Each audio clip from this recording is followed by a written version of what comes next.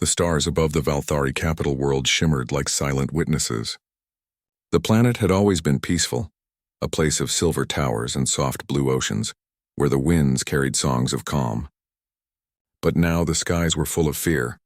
Distant firestorms glowed on the horizon where cities once stood. People whispered in the streets. The Chiron Dominion was coming. For years, the Valthari Confederacy had believed that diplomacy and reason could solve anything. They had built their worlds on trade, culture, and art. They had no real army, no weapons beyond old patrol craft and outdated shields. Against the Dominion's massive fleets, they were nothing more than drifting leaves in a storm. In a quiet control room buried under a mountain, the last council of the Valthari gathered. The air smelled of ozone from failing power systems. The elders looked tired, their bright feathers dim with sorrow. "Our colonies are falling," one whispered. "Our defense grid has collapsed." Another counselor shook his head. "There is no one left to turn to." That was when a young technician spoke up. Her voice trembled, but her eyes shone with desperate hope. "There is one. The ancient network still listens. We can send an SOS. Beyond the frontier." The council fell silent. Everyone knew what she meant. The Deathworlders. Humanity. The legends told of them like old ghost stories. A people born on a world so dangerous that everything on it tried to kill them. Yet they thrived. They had once stood beside the Valthari centuries ago before disappearing into the void. Some said they had destroyed themselves. Others said they had gone to find peace where no one could reach them. "They are myths," an elder murmured.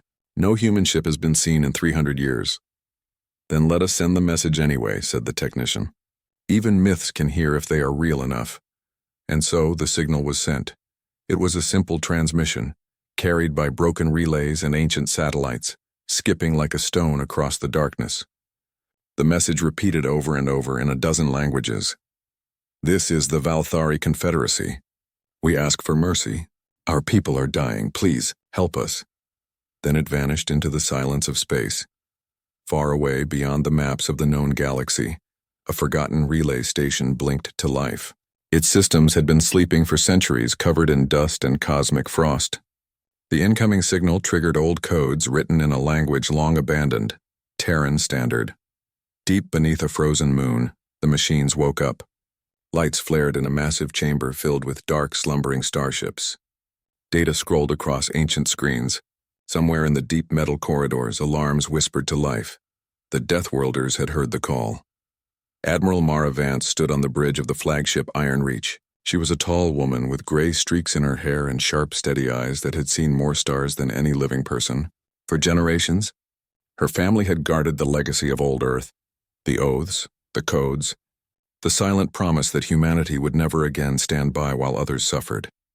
She listened to the faint recording of the Valthari SOS, her expression unreadable. Around her, officers worked quietly, watching their admiral with a mix of awe and unease.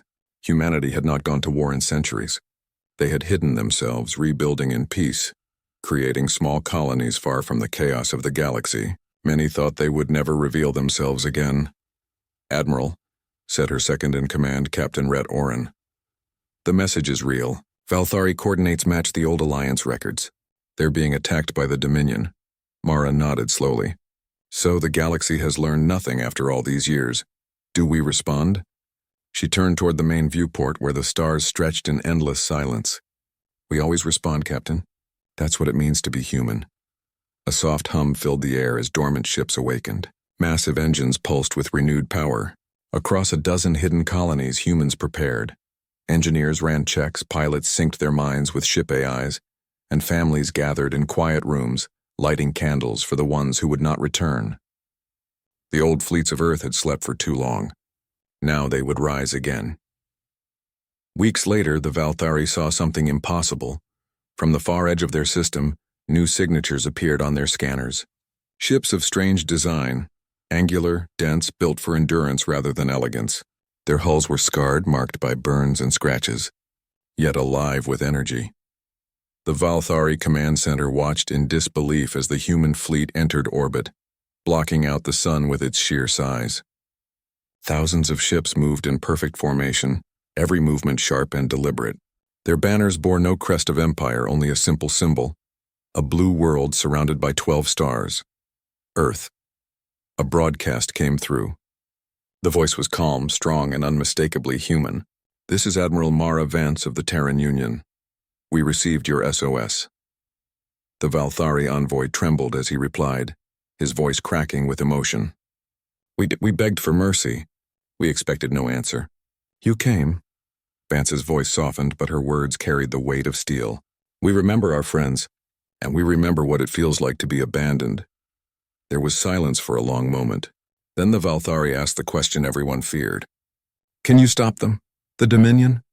The Admiral's lips curved into a faint smile. "We've faced worse than them. But understand this. Mercy comes in many forms." When the first Dominion scouts appeared at the edge of the Valthari system, they found humans waiting. The Terran fleet didn't fire, not yet. They simply watched, measuring. The Dominion ship sent warnings demanding surrender. The humans responded with silence. For the Valthari, it was both terrifying and comforting. The humans radiated calm confidence, like ancient mountains facing a storm. They didn't seem afraid, and they seemed ready. Inside the Iron Reach, Captain Oren whispered, "They don't know who we are, do they?" "No," said Admiral Vance, "and by the time they understand, it will be too late." The fleet began to move, slow and deliberate. The Valthari watched from orbit as lines of Terran ships formed walls of light around their world. Energy shields shimmered like dawn breaking over a battlefield. On the ground, citizens stared upward, seeing hope for the first time in months. A young Valthari child pointed at the glowing shapes and asked her mother, "Who are they?" Her mother's voice trembled as she answered, "They are the Deathworlders, child. They are the humans. They came for us." That night, Admiral Vance stood in her command room studying maps of the system. Her officers waited for orders. She said nothing for a long time, simply tracing her finger along the Dominion invasion routes. Then she looked up. "Prepare the fleet," she said. "We'll meet them halfway." Captain Oren hesitated. "Admiral, the Valthari requested mercy."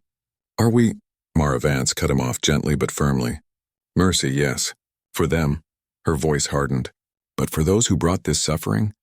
There is no mercy to be found in the hearts of Deathworlders." The room fell silent. Outside, the engines of the Terran fleet glowed brighter, ready to burn across the stars. The humans had come not as conquerors, but as guardians. Guardians forged by a world that never forgave weakness, but always rewarded courage. In that moment, the galaxy shifted. The Valthari had called for mercy, and humanity had answered. But the message they sent back was not one of surrender or pity. It was a promise humanity was back, and the stars would remember what that meant. As the Iron Reach turned toward the front lines, Admiral Vance spoke softly, almost to herself. "We were born in fire. We learned to live through it. Now we bring that light to those who need it most." The stars ahead shimmered, and the fleet moved forward like a rising tide. The Deathworlders had returned, and not in peace, not in rage, but in purpose. And somewhere far behind, on a quiet world beneath a pale sky, a broken radio whispered one final line of the old message. "Please, help us." The signal faded, but the answer was already written in the heavens. In engines burning bright and hearts unyielding, humanity had heard. And humanity was coming. The stars ahead of the Terran fleet shimmered with strange light. Somewhere beyond that glittering ocean of space, the Chiron Dominion waited. Their ships were countless, their confidence absolute. They had crushed every world that stood against them. They thought the Valthari would fall just the same. But this time, something was different. This time, humanity had returned. Inside the command deck of the flagship Iron Reach, Admiral Mara Vance watched as the Dominion fleet came into sensor range. Thousands of bright dots appeared across the holographic map, like a storm of fireflies ready to swarm. Her officers spoke quickly, running numbers, predicting patterns, calculating odds. Every equation ended the same way. The humans were outnumbered, yet no one on that bridge looked afraid. Mara stood still, her hands behind her back, eyes calm. "They don't know us," she said quietly. "They think mercy means surrender. They've never met humans before." Captain Oren gave a tight smile. "They're about to." The Valthari watched from their homeworld as the Dominion ships arrived, black, sharp, and endless. They filled the sky like a metal storm. The Valthari people held their breath. expecting fire to rain down. Instead, they saw something they had never witnessed before. The Terran fleet moved as one. Thousands of ships of every size and design aligned into precise formations.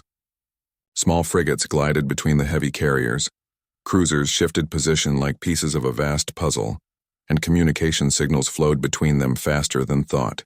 Every ship moved with perfect coordination, as if the entire fleet shared a single heartbeat. The Dominion sent a message. It echoed across all channels. Surrender your world. You have no hope of survival. The human reply was simple. Admiral Vance's voice carried through the void. We don't surrender hope. We build it. The channel went silent. Then the stars lit up. At first, the Valthari could not understand what they were seeing. The Terran ships didn't attack immediately. Instead, beams of soft blue light spread across the darkness, forming barriers, shimmering fields that caught the Dominion's first wave of energy blasts. The shields held strong. The humans had learned something across centuries of hardship. Endurance beats strength. While the Dominion fired wildly, wasting energy, the Terran fleet adjusted. Each ship shared data instantly. Every new hit made them stronger, smarter, more accurate. The humans turned chaos into strategy. Inside the Iron Reach, a calm voice reported, shields holding. Predictive AI adapting to enemy fire pattern. Admiral Vance nodded. Good, let them tire themselves. The humans waited. They let the storm break upon them until the Dominion began to hesitate, confused by the lack of return fire. Then, with quiet precision, Admiral Vance gave the command. Now, she said, and the Terrans answered. A wave of light spread through the fleet. From every ship, beams of golden energy surged outward. Not wild, not wasteful, but focused like sunlight through glass. The Dominion's first line vanished from sensors, their ships disabled and drifting silently. The Valthari gasped in awe. They didn't destroy them, whispered one observer. They stopped their power systems without harming the crews. Humanity had not returned to conquer. They had returned to protect, but the Dominion was vast and it wasn't done. A massive shape moved from behind their lines. The Kranis Ultor, the Dominion's flagship, larger than any Terran vessel. Its engines glowed like a miniature sun. It launched a weapon so powerful that space itself seemed to ripple. The Valthari cities below trembled as the light grew brighter, a pulse of pure energy racing toward their world. The Dominion had unleashed its final strike, a wave meant to erase life from orbit. The Valthari screamed in terror. But Admiral Vance didn't flinch. She looked at the energy readings, calm as ever. They've fired the planet cracker, she said. So be it. Prepare Operation Phoenix Veil. Captain Oren blinked. Admiral, that protocol hasn't been used since Earth's last war, Vance finished. And today it will save another world. The bridge lights dimmed as the Iron Reach connected to the neural core. Every pilot across the fleet closed their eyes as the human ships merged with their AI partners. It wasn't machine takeover, it was harmony. The ships felt the humans' thoughts. The humans felt the ship's strength. In that instant, thousands of human minds moved as one. From the outside, the Terran fleet began to glow with soft white fire. Each ship released a wave of energy that joined with the others, forming a massive shield around the Valthari homeworld. The Dominion weapon hit and broke apart like a wave against a cliff. On the ground, Valthari citizens stared up, their eyes wide. The sky shimmered with radiant light, a living wall of hope, and behind that shield the Terrans advanced. The Dominion flagship tried to retreat, but the humans were already there. They didn't strike with rage, they struck with precision. Their goal wasn't destruction, it was to end the threat completely. One by one, the Dominion ships powered down as human signal bursts overloaded their systems. Targeting power cores disabled, reported an officer. Their command net is collapsing. Admiral Vance watched the readings with quiet satisfaction. Good. End this cleanly. Within minutes, the battle was over. The once mighty Dominion fleet hung silent in space, powerless and adrift. The Terran ships surrounded them, light, steady, and calm. No cheering filled the air, only quiet relief. The Valthari world was safe. But Admiral Vance's expression was still serious. Open a channel, she said. A hologram of the Dominion commander appeared, his eyes filled with disbelief. You could have destroyed us, he said softly. Why didn't you? Because mercy, said Admiral Vance, is not weakness. She leaned forward, her voice clear and steady. "But understand this, if you ever come for these people again, we will return. And next time, we won't stop at your weapons." The Dominion commander said nothing more. The signal cut off. Days later, the Valthari welcomed the human delegation to their world. The streets were filled with flowers and songs. Children waved banners of blue and silver, the colors of Earth and Valthar together. Admiral Vance walked beside the Valthari leader, a gentle wind carrying the scent of new blossoms. "Your people are strong," she said. "You just forgot what strength looks like." The Valthari bowed his head. "We called for mercy," he said. "And you came in fire." Mara smiled faintly. "Sometimes fire is the only way to bring light back." They stood together at the edge of a balcony, watching Terran engineers and Valthari scientists rebuilding the ruined districts. Human medics treated the wounded, teaching Valthari doctors new techniques. Children from both species played together, laughing under a sky once filled with fear. It was peace, not the fragile peace of treaties and promises, but the real kind, built on shared strength and respect. That night, the Valthari broadcast a message across the galaxy. "To all who hear this, and we are not alone. The Deathworlders have returned. They are not monsters, as the legend said. They are guardians, fierce, wise, and merciful." In her cabin aboard the Iron Reach, Admiral Vance looked out at the stars. Captain Orin entered quietly. "You should rest, Admiral," he said. "Soon," she replied.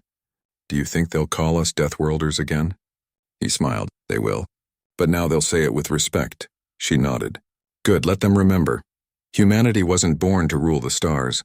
We were born to survive them." For a long moment, neither spoke.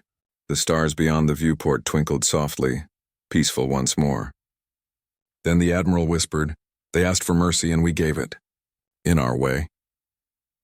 The Iron Reach engines hummed as the fleet prepared to depart, leaving behind a world reborn. As the ships rose into the dark, their engines painted golden trails across the heavens. To those watching below, it looked like dawn spreading across the night sky. A promise written in light, and somewhere deep in the void, among forgotten signals and ancient echoes, the human transmission continued to travel. "If you are in need, call, we will come." Because that was what humans did, no matter how far they went or how long they slept. When someone called for mercy, humanity always returned, and the galaxy would never forget the day the Deathworlders came back in flames. Not to destroy, but to save.